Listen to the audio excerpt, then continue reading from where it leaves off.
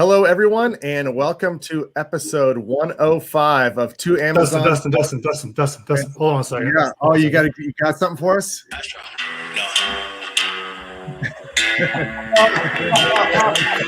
Hold on a second. We gotta make these guys feel at home. Hold on a second. Hold on a second. I love it. Yeah. Now we feel better. Now we feel better. Now we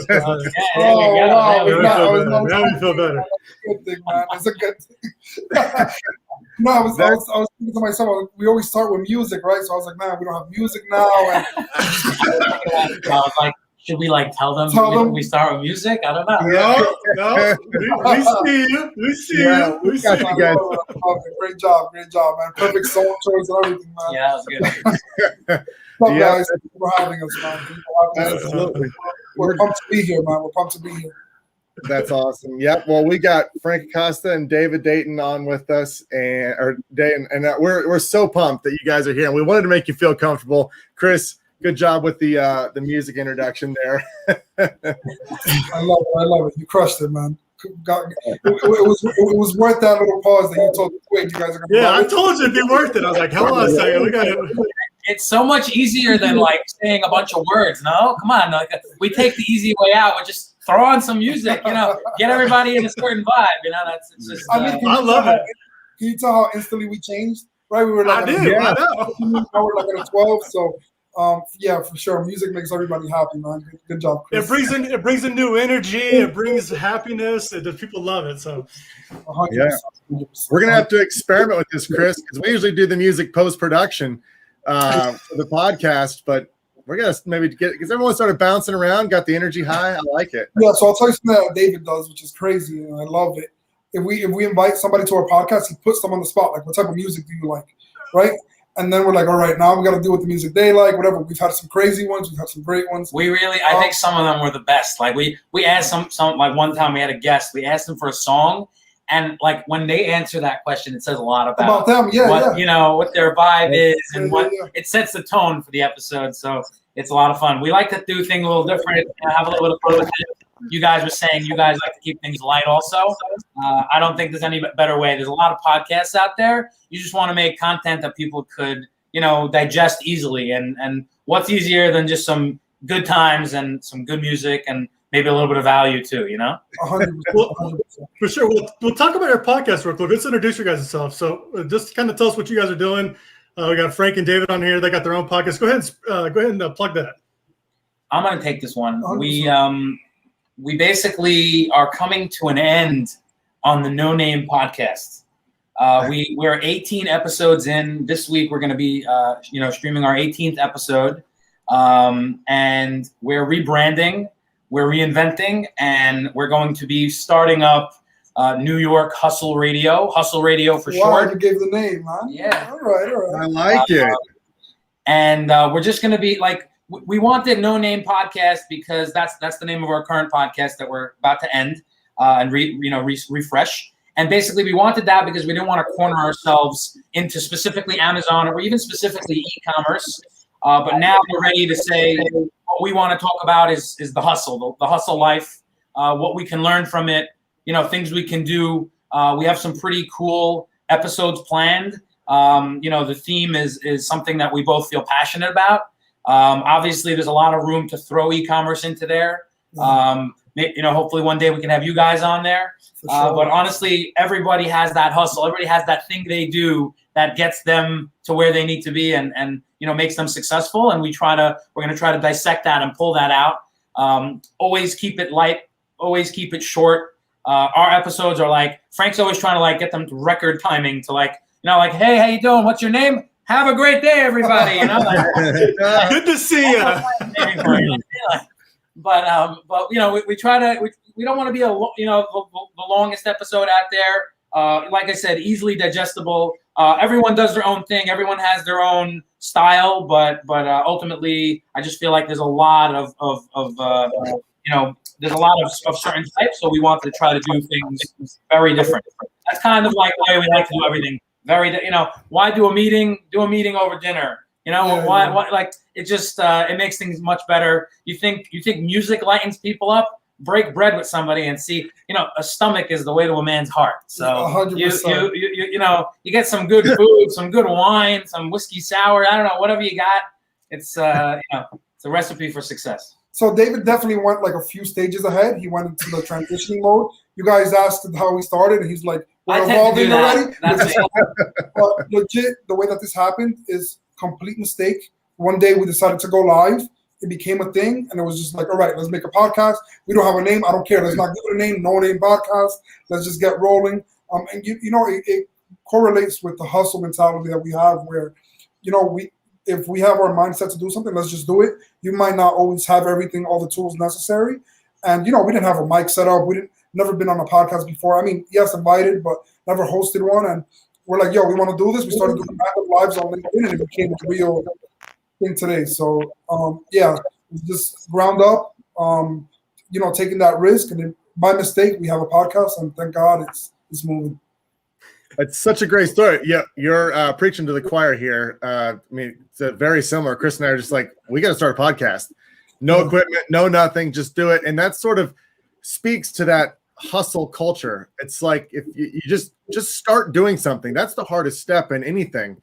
That's the hardest step in launching an Amazon business. That's the hardest step in anything, is just doing it. You can prep forever.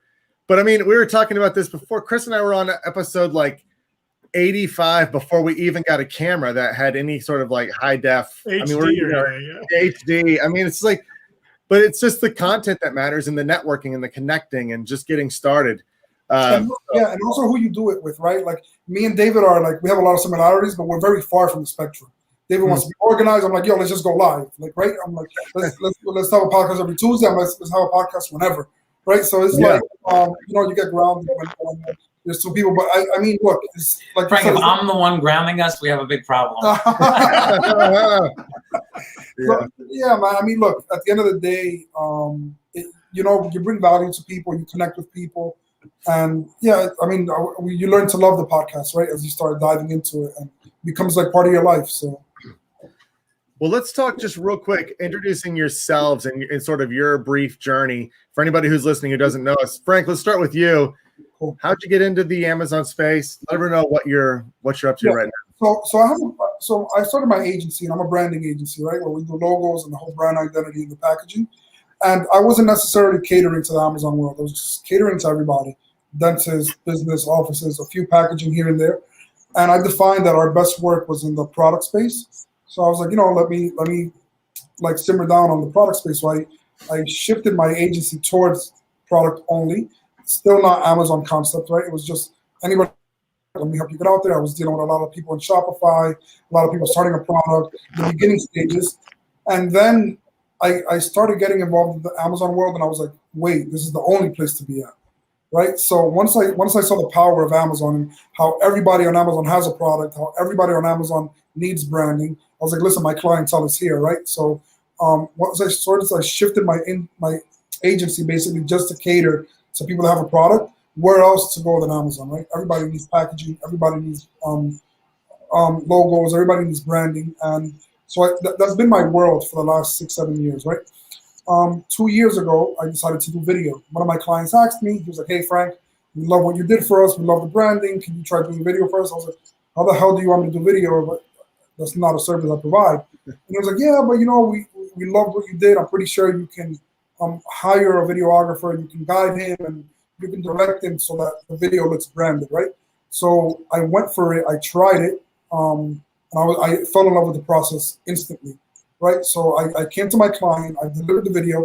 He was like, great, now we need another 20 videos for the other 20 products that we have. And it instantly opened my eyes, right? I was like, wow, I added a service to it.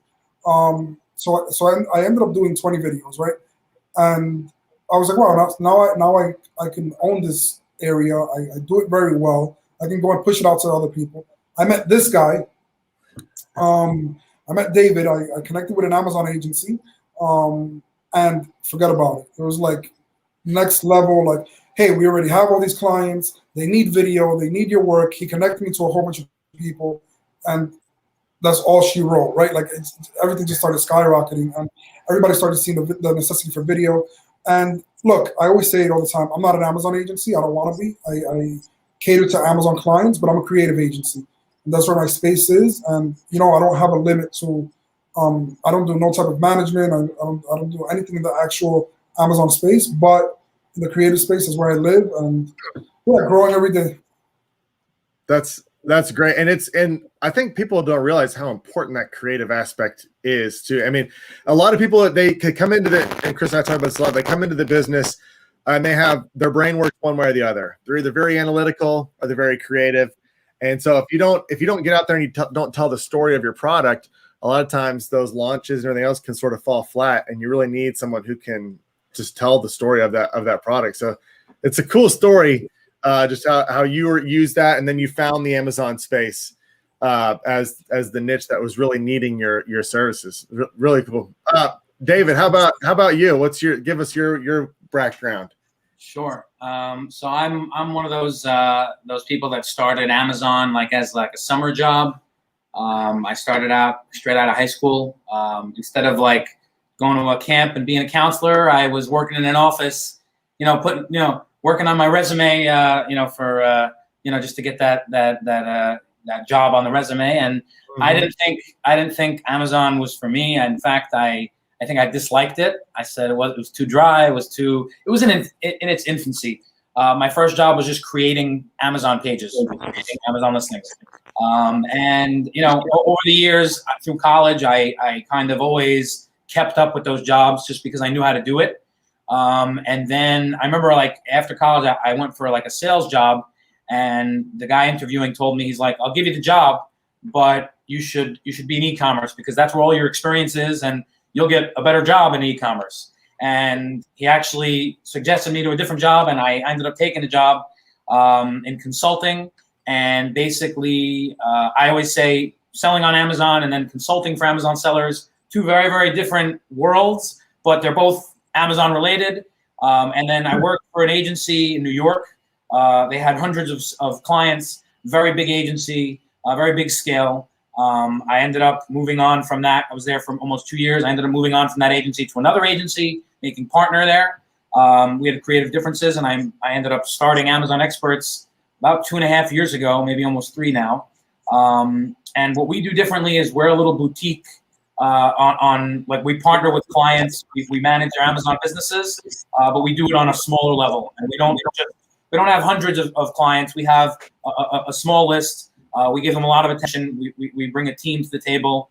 We also have a second model with a la carte services where we just sell either image optimizations or content optimizations. We do EBC build outs. We can build storefronts. So we have a bunch of services that we just sell. But we do Amazon all day. We love Amazon. And just to add to Frank's side of he was telling you about how he met me, and that's when everything got crazy. I sent him one client. He under promised and over delivered, which is always a good sign. Mm-hmm. I've been through a bunch of agencies who make videos, and there's good people out there, but I've never dealt with somebody who, till now, I don't know how many videos we've done, maybe hundreds by now, and I've never had one revision. Frank nails it every single time on the first try, which my process, we have revisions, part of what we do. But somehow he used to make commercials, and every single video is literally a commercial. But just to let you know, I didn't introduce him and then just introduce him to everybody I know. He did an amazing job for one, did an amazing job for two, and then I wasn't when I was connecting him with people, I wasn't doing him a favor, I was doing my clients a favor. And that's kind of what started our collaboration. So much more has happened because of that and after that. But just to add from his, he said his point of view from that story, and I wanted to give my point of view as well. Let's dig into that. Let's dig into those videos because I wrote that down here, and that's a big topic, obviously, with ads and people getting brand registered. What's the secret sauce there, Frank? What do you do that just gets that immediate no revisions, gets the customer attention? What are you doing there with videos? So I think a lot goes down to our branding process, right? When we're doing branding, right, creating a logo is not just a logo, and going through that whole creative process of figuring out what to do, what shots to take, is all on the storyboard, right? Creating a good storyboard. You can tell people what the product is in 10 seconds and why they should buy it, and did a good job, right? So I think it's more of our process and how we go. If I didn't have the branding background that I have, I don't think my videos would look the way that they look. I think they would look like any other micromercial or infomercial that's out there. I think that all our videos tell a story, and when you can tell a story, you can captivate people, right? So my customers ask me, will your videos sell me more? And the reality is that people are more inclined to buy a product when they're emotional, when it grabs their attention, when it stands out, when it's different. And if you ask me what the secret sauce is, because there's a lot of great videographers out there, there's a lot of great companies that do video. I think my branding background helps me do a branded video look a lot more different than everything else that's out there. Go ahead, Dustin.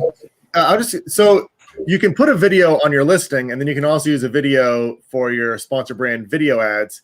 Do you have a completely different strategy for those two videos? I mean, are you trying to tell more? What does that look like? Because you got to really capture somebody on those video ads. Sure. So look, so my videos I over record, right? In case of the possibility where the client is like, it's not like design where he's like, oh, I don't like it, let me go come up with a new concept. Once you recorded, your whole team, your whole production site was there. It's a whole project that's already done. So like I go strong on. I don't tell my customers I don't have no revisions. But honestly, the last 100+ videos I've done, hey Frank, is it on Dropbox already? 5 seconds after viewing it, right? So, and I think it's just a process. I'm sticking to the process.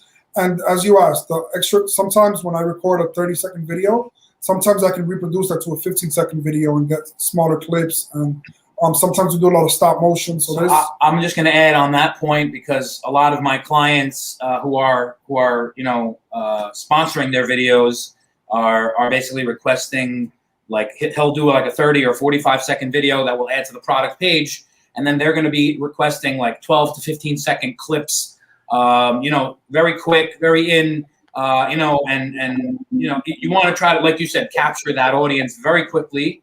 Everyone knows, from anybody who's shopping on Amazon is familiar with the videos popping up, and you want to make your product stand out. So obviously these videos are great. They're always a lifestyle, which I think is kind of like, when you do the studio videos too, but like lifestyle is kind of like your specialty, and I happen to love that. And it's about getting those couple seconds that really showcase the usage of the product or the features of the product, or just a good vibe, friends hanging out, laughing with the product. But you got to try to get it done quickly. And I would say that you have a little more of a runway when you're looking at when the client's on your page, they're already invested. So they're already looking, they'll give you 30 to 45 seconds. When you're just scrolling, if they don't like it, they're not going to activate the audio. And if they don't activate the audio, they're not clicking on it. If they don't click on it, they're not pulling your page up. So you really got to you have a much shorter attention span. I think you really have like 1 or 2 seconds, but obviously we're not uploading a 2-second video, but they make that. I think I saw somewhere they make their decision within 1 or 2 seconds. And what are you doing there? What are you doing there, Frank? What are some tips? Like, I got a product. I got a product. Yeah, I got a product. So start with the product, right? Sometimes I break that rule. I'm a big believer that rules are meant to be broken. I live by. The reality is, show the product instantly, right? Because that way they're on the listing. They already read the bullet points. They've seen the beautiful picture. Have beautiful pictures before you have a video. First of all, everything has to be up to par. I always say that if you're a brand, you owe that to your customers. Like, for example, if tomorrow Amazon says you're allowed to put 3 videos, put 3 videos. Like, why are you not going to give your customers that, right? If tomorrow Amazon says, hey, you can add another picture to your listing, add that other picture, right? So I'm a big believer in giving your customers what they deserve, right? And one of the things is, when you have a video, in the first couple of seconds, show the product and show its use, right? So there's 2 main keys: show the product and why they should buy it. So for example, if we're doing a video about a charger, show how beautiful the charger is and instantly show how quickly it charges your phone.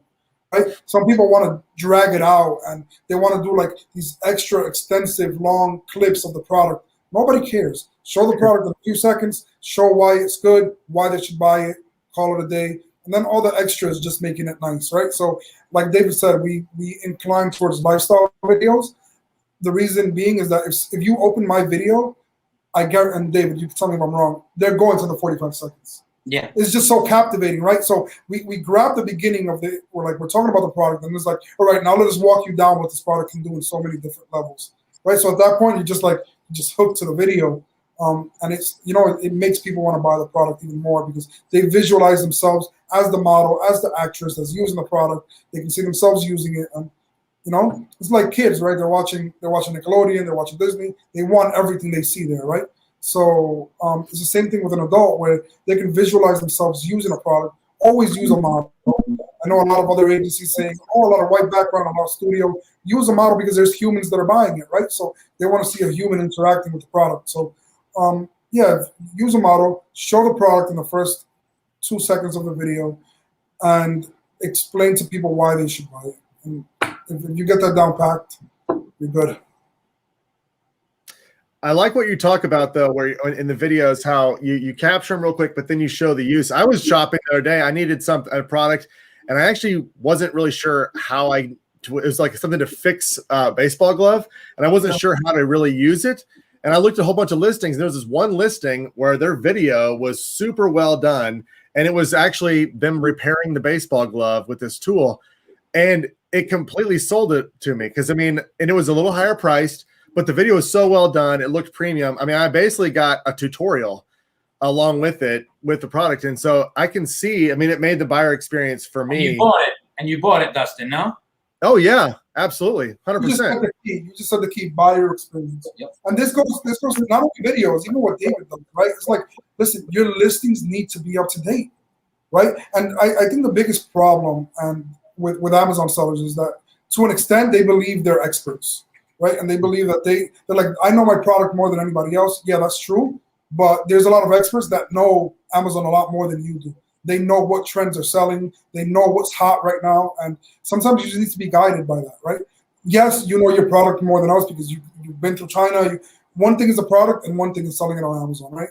So it's just allowing yourself to understand that there's people that are doing this at a high level and they know what they're doing, and it's obviously working for multiple people. So I always tell people, I had a client recently that he reached out to me. He's like, yeah, but I could get this video on Fiverr for $25. I was like, look, go ahead. I'm not stopping you. Like, go over there, get it done.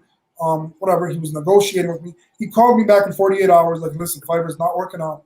The video is not what I was looking for. And I was like, yeah. So I'm not telling everybody that's just starting out, go and get a high level video, right? Climb your way up the ladder. But at a certain point, it's like not profitable to not have them. If that makes sense. Like, it's crazy to not have what Amazon allows you to have. Well, I agree 100%. And and it's all a matter of the competitiveness of your industry. Or your category.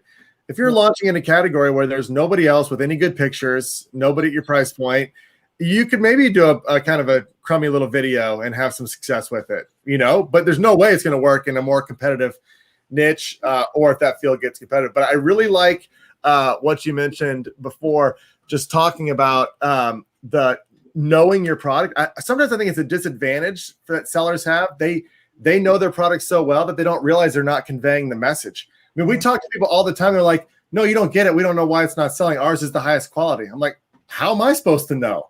I'm looking at your image, your listing. How am I supposed to know yours is more higher quality than the one that's half the price? You're not conveying it. They're so in love with their product, they feel like everybody knows that that's the case. Yeah. And so sometimes that can put blinders on you as a seller. And it's nice. Something up, Dustin, that I want to touch on because part of what we're doing with full management is we're looking at a business and we're saying, what can we do to succeed? So it's not just optimization of a listing. Price strategy works into that as well. Mm-hmm. And I think that when I say this, you'll you guys might know what I'm talking about. There's like a general, or I don't want to say general, but there's the understanding that some sellers I've spoken to over the years have, where they think that you can't be profitable on Amazon, or they think that you have to kind of bastardize your price to a point where it's almost not worth it. Or I think I've heard a stat that said most sellers don't even know if they're profitable. Forget about whether they're profitable or not. They don't even know how to tell if they're profitable. But like I believe, against I think what a lot of people say, is that you can be extremely profitable on Amazon. I believe that if you're not getting good margins, what are you doing? there's no reason to build a business if you're not going to generate a profitable business. So I always kind of say it goes very, very well together, and you can earn a higher price point by making your listing look great. Yo, 100%. I just love it. We gotta repeat that, man. I say it all the time. I know, but this was. This is definitely not the first time you heard but that. The first time it smacks me in the face. Can we repeat that, man? It's like, that's so true. Repeat it. Repeat it. It's so true. I believe that when you're building your page, if you do your due diligence and you take advantage of all the real estate Amazon has to offer you, you are in it. Like you just mentioned, like you have another guy who's half the price. Why are they half the price? Because they're less quality. Explain that. And then when the customer is shopping online and they see, oh wow, this is much better. Okay, they look at the review, and after they look at the image, they'll read 3 reviews about it. They have to be invested into your product first. They have to feel that there's something there. After that, they'll do a little more research. So you have to take advantage of everything you have, and ultimately that's what works. And that's definitely something I've been preaching for a minute. Your listing is like your office or like your real estate. Like you want it to be spotless. Yeah, I know you were going to say that. Go ahead, Frank. Go ahead. So David always talks about this, right? You can have a building in the middle of Times Square, the biggest real estate, and if it looks like crap inside, nobody's going inside. No, not just a building. One of those souvenir stores that clean up, like one of the, you know what I'm talking about. They always with people buying those, Statue of Liberty dolls, whatever. I love New York.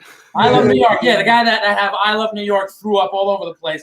Imagine you have a store like that, and you turn the lights off.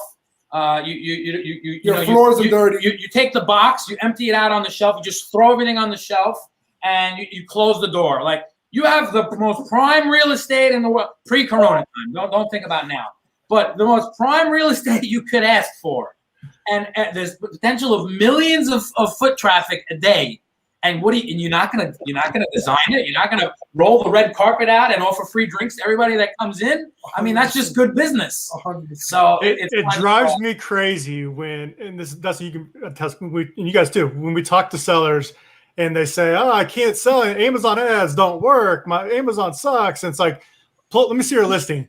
One image, shitty title, no bullet points, terrible description. I'm like, well, you can't blame the platform if you're not going to put the time in to invest in the listing and make sure the listing is spotless. And I don't know if they just don't know it or they're just lazy and they don't care.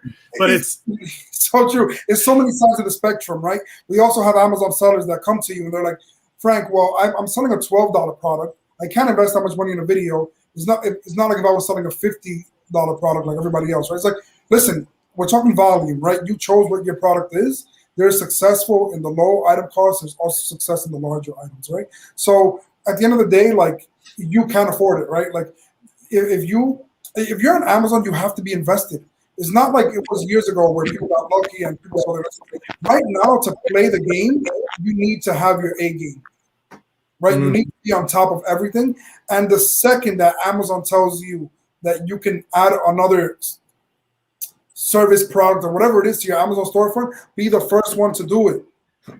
Because you guys you take advantage of those things. When they roll out new features, you hop in it fast because less people are in it. So you want to do it as fast as you can. Yeah, and you know what it is? It all comes down to your customers deserve it, right? So you give a damn or you don't, right? Like you're trying to sell at high level, you're trying to sell a real brand. Like if you're over here selling tissue paper and you don't care about a brand, you just want people to buy it in volume, because people also question that. They're like, oh, what about all these listings that don't have listing optimization, that just have a picture and they're doing well? I'm like, yeah, well, you're not them, right? They were in here for years, they've been selling for years. That's not gonna, whatever worked for them is not gonna work for you. It's 2021, right? You need to be up to date. You need to be up to date, or you can't play. Go do something else. Leave the Amazon world. This is what it takes. I love your analogy of the Times Square shop, because if you take it a step further, the amount of money you would have to invest to make a physical retail place look better than everything else is enormous. It's enormous. The amount of time and effort you would have to invest to make your Amazon listing. Not that much. and you have all that opportunity, so you got to be all kinds of crazy not to take advantage of that, right? Yeah, it's not much, and the foot traffic is going to be a huge multiple of what's going through Times Square on your Amazon listing if you do it right. I mean, it's amazing, and it's right. I love you guys' passion about really just doing everything the best you can possibly do. It goes to your hustle. So let me tell you this, and David doesn't even know this, man. So I had a customer reach out to me for a video. It was a very expensive video. They needed a whole bunch of models.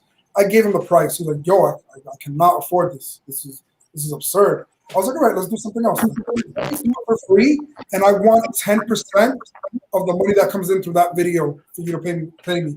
And he was like, "Wait, what do you mean? I'm going to pay you a lot more than what you quoted me." I'm like, "So what are we talking?" Right? Which one do you want?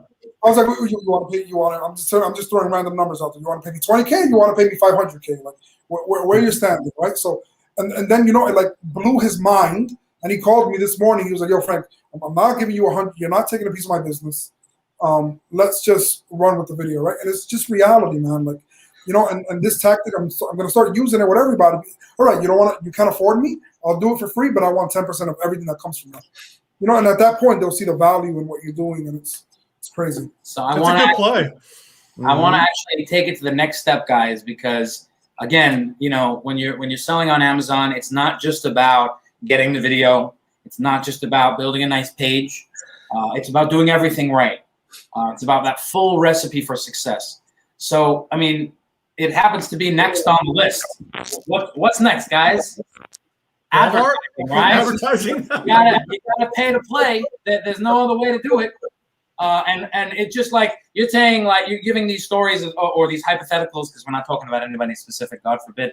But giving these hypotheticals of these clients who are not really so understanding, or they're not making the right decisions. And if I'm going to say a hypothetical, the best one is the guy who says, "Oh no, advertising, I can't do advertising. It'll sell on its own." And you're like, what does that mean? You're telling me that if you organically land at 100 people a day, and at 100 people a day, you're just, for argument's sake, converting 10% of the time, 10 sales daily. That's something, and you get it steady, and you're there. You're at 10 a day. That's where you are. You're telling me you don't want to go to the next 100 and get the next 10? It's just like a joke. Like what? Once you make a nice page, you can make the nicest page in the world. You could have the nicest images, the nicest title, the best video, everything in the world. And if you don't get extremely lucky with organic traffic, or maybe our grandfather didn't from years ago, you could miss the boat, or you could just not tap into even a fraction of what traffic is there waiting for you to go get. It's like the Times Square idea, but you're just putting a lock on the door. Sorry, we only let in 10 people. Corona, we only let in 10 people at a time. See you later, guy. All the business, and that's why New York is, It is what it is. It is what it is, right? Yeah. New York is New York, right? Just to come full circle on the Times Square. Yeah, for sure, man. I mean, Amazon is a beast on its own, and you need to nurture it. You got to give it what it wants, right? If you had a dragon in your backyard, right, you have to give it what it wants, right, or it's gonna eat you. And that's just the reality, man. It's just the reality. You're watching too much Game of Thrones, dude. That's right. So it's what Amazon is, man. You either feed it or it's a wrap for you. Like you're done. You have to give it what it demands. And again, this all comes back to your customers. Do you give a damn, right? Do you give a crap about what your customers think, what they say? Look, we all have apps on our phone, right? And every time it updates, like let's say Instagram or an app that you love, and you see a new update, you're like, wow, this is cool, man. Or am I the only one that goes? No, you're good. Yeah. We all like LinkedIn. I'm a big fan of LinkedIn. Or like when the stories came in, you're like, yo, wow, now we get the stories, right? So that's what Amazon is, man. Like you want your customers to come. I'm gonna take it to an extreme where I recently sold the client. I was like, listen, you need to do Christmas videos. It's a one-time payment, and you put them up once a year. It's the biggest selling holiday. It's crazy not to do that, right? You pay for it once. Next year, Christmas comes around, you upload it again. What does that mean? That you're being current with your customers. You're being current to what's happening. I've seen David do some amazing things where it's like Valentine's Day. You can correct me if I'm wrong. You guys will do like a one post where it simulates like the holiday that's going on, right? I've seen you do something. So we'll do when we do an image optimization, we design 7 images for the page. Usually you have 7 image slots. So when we design those 7 image slots, sometimes we'll add in another image just for holiday season. So you could have a pair of boots, and you could have a girl wearing the boots, on her way to walking up a flight of stairs or something, or a nice streetwear type of fashion image. And then during holiday season, you might want to change it up. You might want to have a mother and daughter in a robe crowded around the Christmas tree with pulling the boots out of a box. And that's something that you're not going to really use. I mean, you can do whatever you want, but I don't intend on using that all year round. But for the month of holiday, you better bet it's gonna help you with your conversion rate. And I mean, that's really all we're ever doing this for. When we do an image optimization, when we do a content optimization, all we're looking for is that conversion rate to go up, the unit session percentage to go up. And I'm proud to say that the highest conversion rate I've ever seen, and I'm like, I've never seen this before in my life. If I go to like my second place, it's nowhere near this. But I have to say, because just as how crazy it is, 90%. And I'm not talking about like one session. I'm talking about thousands of sessions and 90% conversion. Crazy. 90. That's insane. That's actually better than my no revision thing, bro. Yeah. 100%, bro. That's crazy numbers, man. That's already very good to begin with. It was already like, and I love those people. Like, there's a whole thing about Hanes. The most purchased apparel item is a Hanes t-shirt with one image. Yeah. So you might say, and I love it when somebody, it's like, it fires me up. Good. Someone said, well, Hanes doesn't need an image, doesn't need 2 images, so why do I need 2 images? And you ain't Hanes. I'm like, you ain't exactly. Yeah, when you're Hanes, when you're Fruit of the Loom, you don't need images. You could put a picture of whatever you want up there and just write, this is a 5-pack of Hanes, and people will buy it. Yeah. And they're spending millions on all kinds of other advertising. Yeah. So I mean, it's just that's hilarious. I got quick, Chris, because I got this. You guys just basically summed up the whole part of the hustle when you just said changing your images for different seasons and different holidays. That's next level. That's stuff that even the best aren't doing enough of, probably. And that's what the big, huge companies, Nikes and all that, their commercials change for seasonality. It's all Christmas. And a little seller like me or Chris can easily do that on our own listings and have a huge impact. It just takes forethought, time, commitment to really delivering, like you said, the best to your customers. And you want to know something? It's something. I'm in the branding space, right? And many would challenge this. I feel like even if it's just one picture you change, even if it's the last picture that you have the option to, where you make it about the holiday that's going on, that's all it needs, right? It's not like you're going to go and change every listing, but if you have the last picture and it's where Valentine's Day or Mother's Day or whatever the thing is, and your product is relatable to that, why the hell not?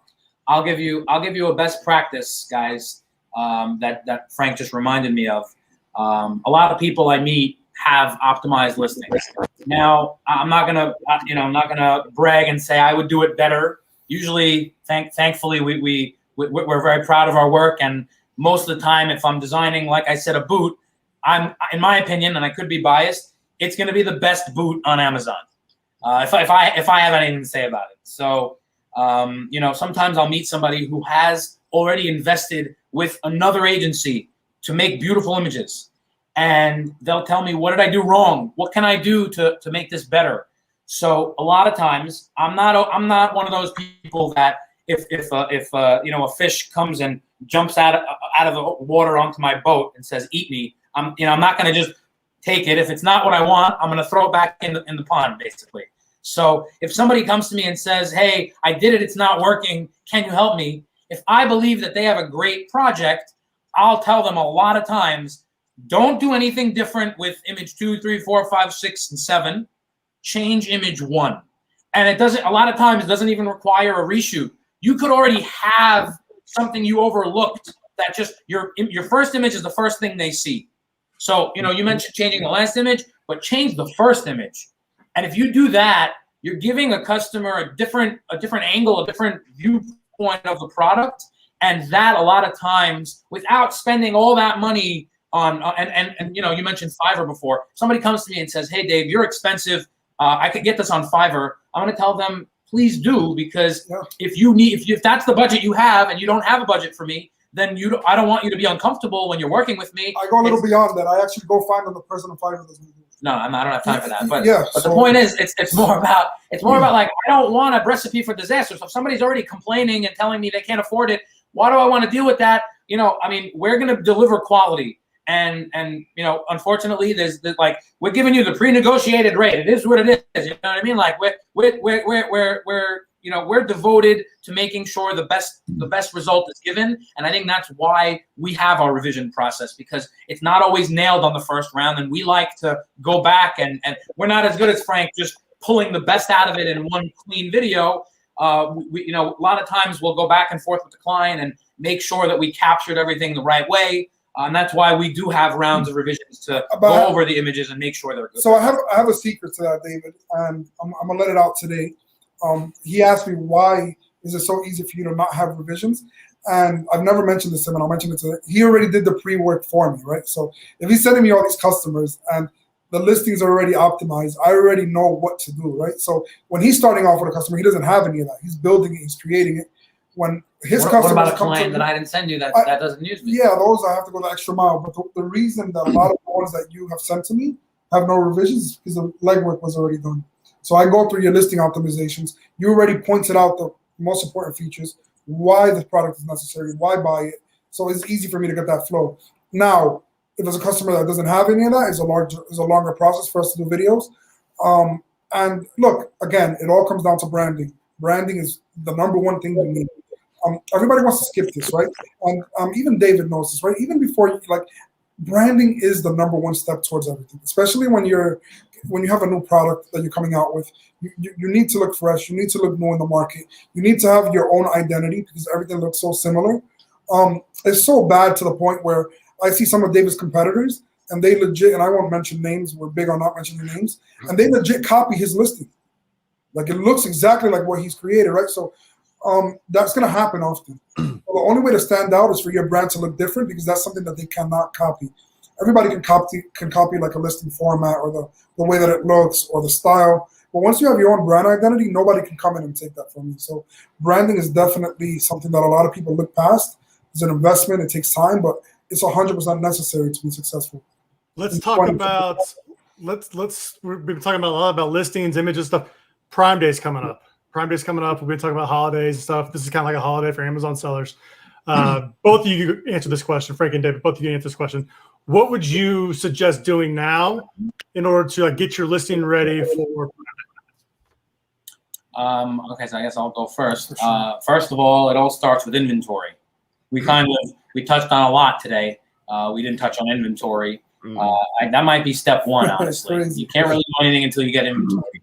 That's a big problem. I don't want to open up a box right now of the inventory topic, because we don't have another hour to talk about that. But yeah, the inventory is going to be number one. You got to get down pat. If you don't have inventory, better luck next year or holiday season. Start working on that from now. But if you have inventory, you're going to want to make sure that you're going to be delivering traffic that day. Everybody and their mother is going to be doubling their budget. You might want to triple or quadruple. Or if you want to get more aggressive, probably the better. And honestly, you guys, I'm going to take one back to you on the whole day parting thing, because it's a question I get a lot. And I originally thought it was the greatest idea. I might not love it so much anymore. So I want to kind of turn that back into a question to you guys. But as far as Prime Day goes, you have to have that inventory. You have to have the budget in place to deliver extra traffic, because there's a whole lot of people searching for stuff that day. Great idea if you're eligible for Prime deals. Great idea if you want to do some coupons. At the very least, do a sale price. I'm not sure if we'll have the lowest price in 30-day thing again. I hope we do. Besides for that, it's really simple. Just make sure you have the goods, make sure you have the traffic, make sure you have some sort of a discount to try to catch that audience. And, all you need is a couple of people to click on your product, buy your product, and that will start a swarm. And anybody who sells on Amazon successfully knows what it's like to benefit from that momentum and really just ride that wave of success. Prime Day can make your year.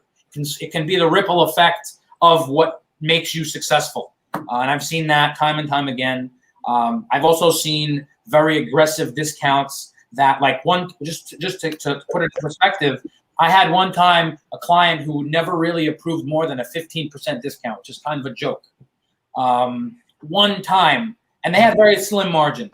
One time they approved a 15% discount a week before on a group of listings, and then they went through another group and they, by mistake, included the same item again. And it was a very good seller. It was like one of their best, I think they were number 1 or number 2 item. When they gave that extra 15% and pretty much, I think, took away their whole margin, they didn't make any money for those sales that they made. They completely stocked out very quickly. But regardless, they sold so quickly and moved through so many units. And then after that, the listing was like ranked extremely well in the category for years, because of a mistake. Because of a mistake, 30% off on something that they consistently gave 15% off. I think that also had to do with it.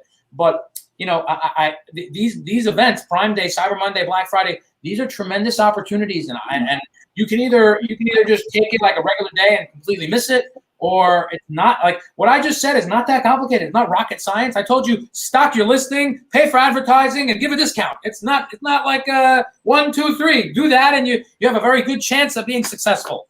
Good luck. May the force be with you. Right? There we go. Look, yeah, I can't say anything better than what David said. My take is, make sure you're fully packed. Whatever Amazon allows you to do, make sure you're equipped. Make sure you have a video. Yeah, make sure you have a video. There we go. You don't have a video, you're suffering, right? Because your competitors are doing it. Even if they don't have the best one, make sure you got a better one, right? I'll tell you now, I see a lot of Amazon videos and people are being super cheap about it, right? And I get it, because some Amazon accounts, they have 100 products, and in their mind is like. My favorite one is when you just see like a picture of the item just like moving across the screen, like as if it's like actually moving, and you're just like, what is this? Like, what am I watching here? You know, I just get dumber from watching that, like, just because it's like moving, and then it's like pow pow, you know, like what, you know. 100%. You make a better video on TikTok. Yeah, true. So, you know, and a lot of people are like, oh, you know, I had one customer was like, Frank, this is working for me. I was like, all right, if you feel that's true, try one of mine. So he did one of mine. He saw how instantly it changed. He's like, all right, we're changing everything now, right? So it's like, you know, like, just, it's logical, man. When someone that's not creative, when someone that doesn't have that talent can look at your product, your listing, your videos, and tell you that it's shitty, excuse my language, it is what it is. That's right. I did it first. Yeah. It is what it is. Like, be up to date. Make sure you have a video. Like, not having a video is like not even an option anymore on Amazon, right? It's like, you need it. It's the new thing. Everybody's looking for it now.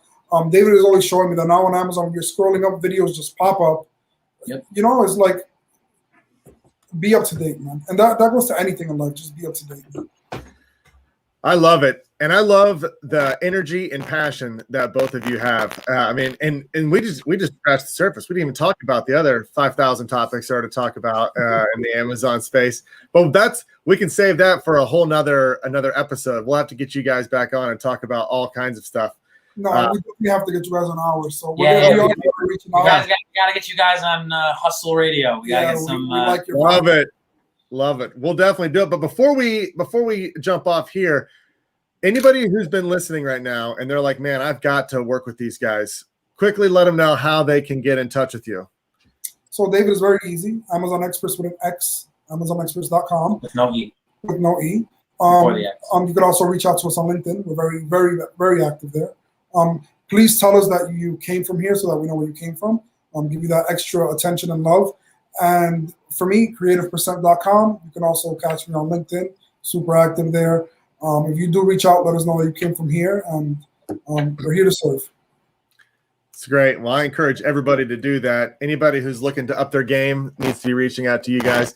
And like I said, we'll do this again. This is an absolute blast to have you on. We love talking to anybody who's passionate and having fun with what they're doing. You guys are clearly having a lot of fun doing what you do. So we'll get you back on. But for everybody listening, if you like content like this, if you want to see Frank and David when they come back on, make sure that you're subscribing to our podcast on whatever platform you're listening to us on.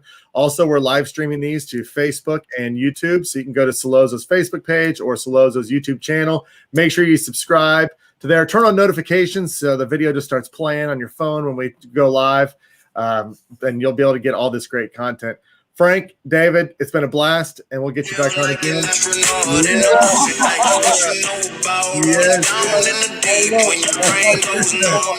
All right, we'll like it out. Thanks, guys. It's been a great time. See y'all. Thank you so much, guys. Have a good one. See ya.